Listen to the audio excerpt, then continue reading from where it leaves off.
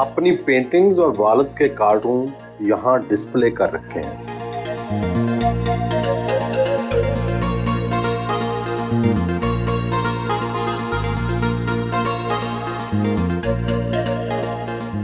یہ میوزیم انہوں نے اپنے والد کے نام پر بنایا ہے۔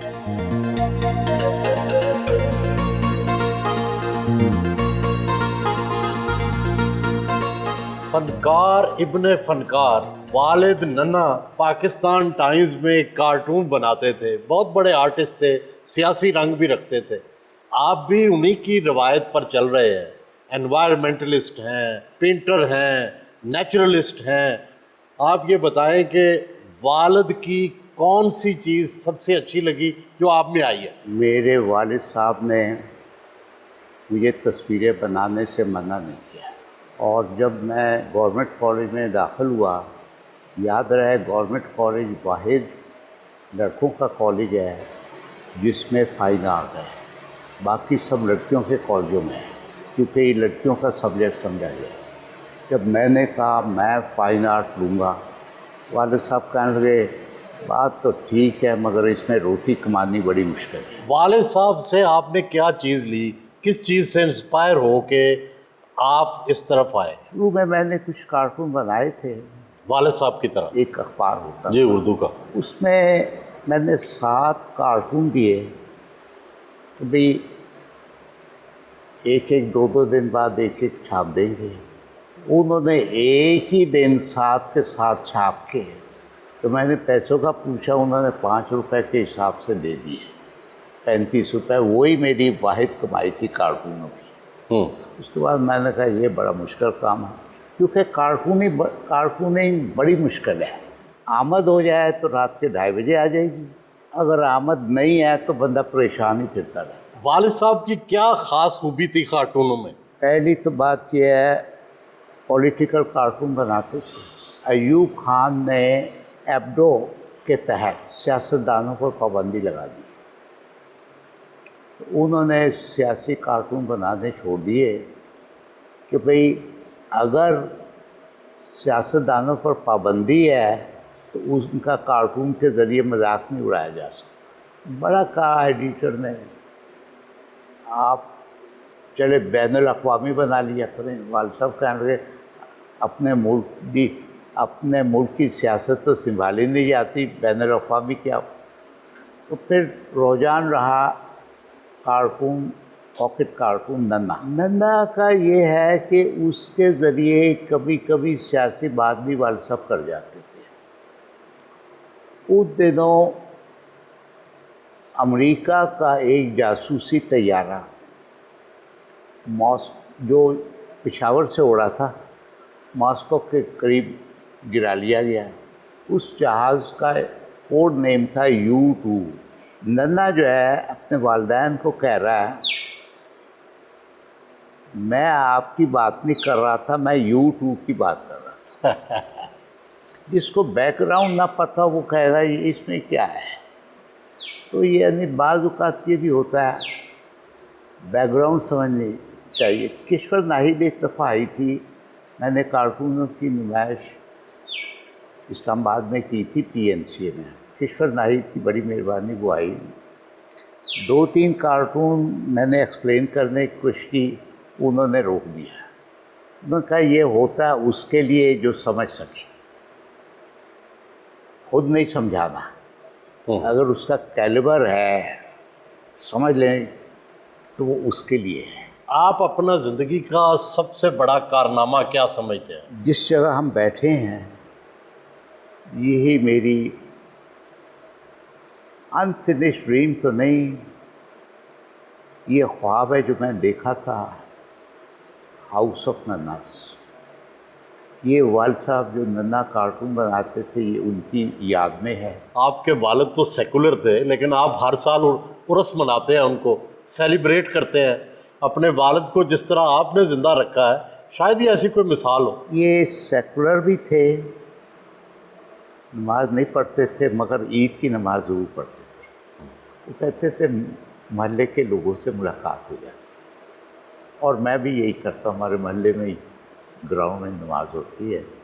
باقی یہ جب یہ فنکشن ہوتا ہے، اس میں کوئی فاتحہ دعا وغیرہ نہیں ہوتی ہے، یہ کہنے کی باتیں نہیں کہ مستحق لوگوں کو کھانا کھلا دیا جاتا ہے۔ یہ جو میوزیم کی شکل دینے کی کوشش کر رہا ہوں، ہمارا جو کچھ بھی تھا، میری بیگم کی باجی نے بھی 1 کروڑ روپیہ نقد لگایا تھا۔ یہ ہال جس میں بیٹھے یہ ان کے نام ہے، رضیہ سلطانہ ہال۔ تو اب یہ گرے اسٹرکچر ہے، بنایا کچھ اس طرح کہ فن تعمیر کے اسٹوڈنٹس دیکھیں کہ کیسے چیپیاں لگی ہوئی ہیں۔ اس میں کوئی آپ نے سارے نیچرل انگریڈینٹ یوز کیے ہیں، قدرت کی چیزیں، کوئی مصنوعی چیز استعمال نہیں کی؟ مصنوعی ہو کے بھی نہ ہو کے بھی مصنوعی چیزیں، سیمنٹ تو ہے۔ ایک کامل خان ممتاز ہے، میرے سینئر دوست ہیں، وہ تو چونا، وہ تو پرانے زمانے والا چونا استعمال کرتے ہیں بطور وہ سیمنٹ۔ بڑا مہنگا بھی ہے۔ نہیں، لیکن آپ نے بھی یہاں پتھر، اینٹیں اور کوشش کی ہے کہ ہر چیز کی انوائرمنٹ، بالکل آپ نے سارے جو درخت لگائے ہیں باہر وہ بھی دیسی ہے۔ دیسی ہیں، ولایتی کوئی نہیں لگایا، اور جو کھاد دیتے ہیں وہ بھی آپ گوبر کی کھاد دیتے ہیں، اور اس کا ماحول بھی آپ نے کوشش کی ہے نیچرل ہو۔ ڈاکٹر صاحب، آپ نے فائن آرٹس میں پڑھائی کی، پھر آپ نے ترکی سے جو ہے وہ ڈگری لی، پھر آپ نے پی ایچ ڈی کی۔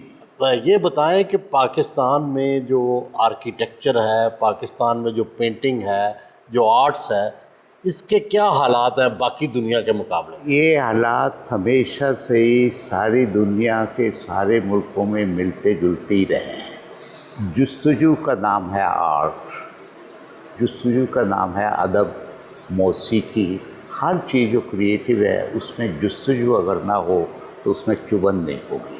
ترکی کا ایکسپیرینس، تجربہ بہت اچھا رہا۔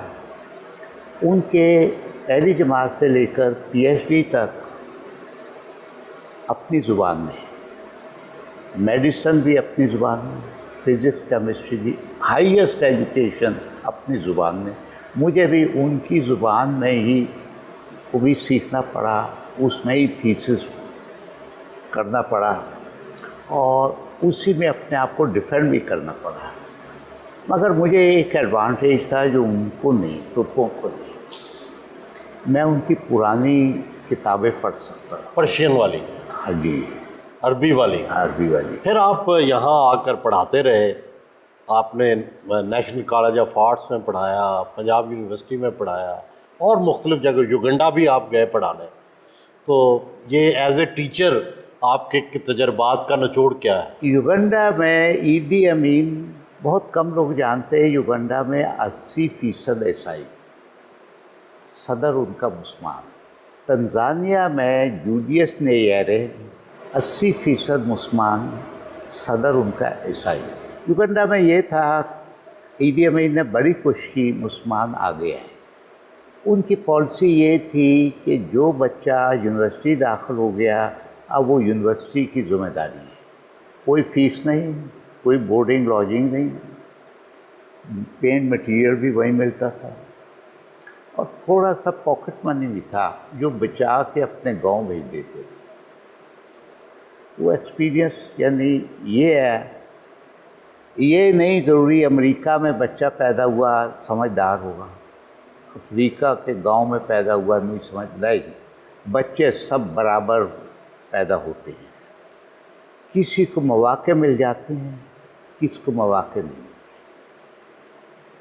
ورنہ دیکھا جائے غربت میں جو بچہ ہے اس کا دماغ جو ہے سروائیول میں خرچ ہو جاتا ہے، ڈنگ ٹپاؤ۔